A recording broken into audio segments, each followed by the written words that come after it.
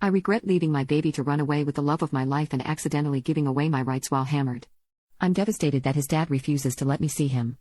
My son was born when both me and his father were 16 because we didn't know anything about intimacy education. My parents wanted me to get an abortion, but I begged my parents to let me keep the baby because I felt so attached as it grew inside me. The father also suggested an abortion but said he'll step up if I decided to keep it. I was glad that I still had his support no matter what. Our parents did not allow us to live together, so we each had a week with the baby. After 2 years of this arrangement, we were finally about to get an apartment and start school at the local university. My cousin was in college already and she invited me to a frat party. That's where I met Dylan and I instantly fell in love. The problem was that I was dating the father of my baby, but Dylan made me feel alive.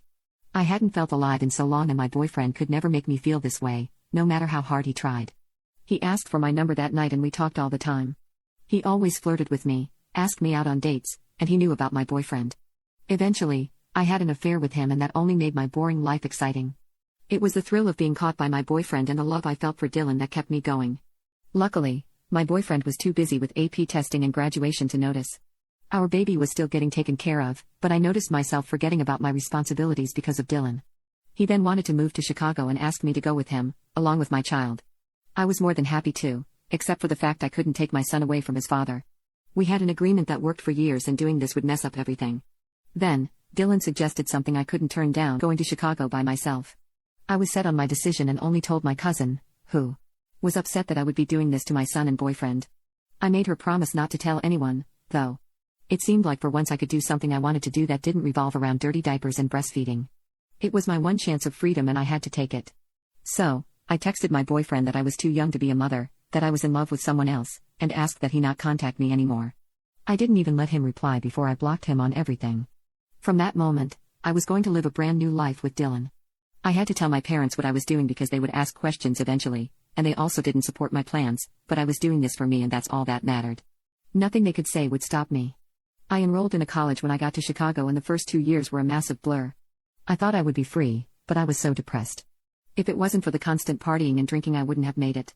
During this time, a man appeared at my door with papers for me to sign, and me being too wasted, I didn't even bother reading it.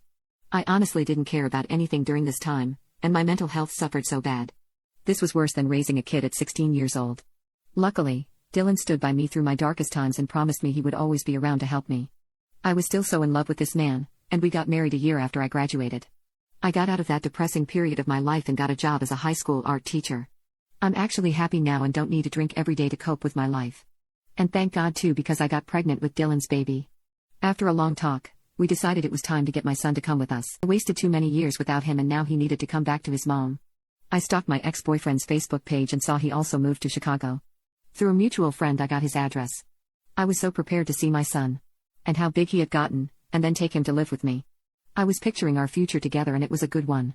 But when I went over there and knocked on the door, my ex-boyfriend was really cold to me. He asked me what I wanted in the most aggressive tone possible. I explained that I wanted to see my son and he said no. Apparently, I had given up my rights as his mom and I'm not welcomed in his life. I called BS because I would never do such a thing. Then, I remembered that dreaded document I signed while wasted and realized it was a notary public stating I was giving up my rights. He even had the documents to show me as proof. He said that because I signed, I couldn't see him. I called him a crappy person and an a-hole before breaking down and begging to let me adopt my son so that I can have rights again. He didn't even say anything, he just shut the door in my face. I have no idea what to do now and all I want is to see my son.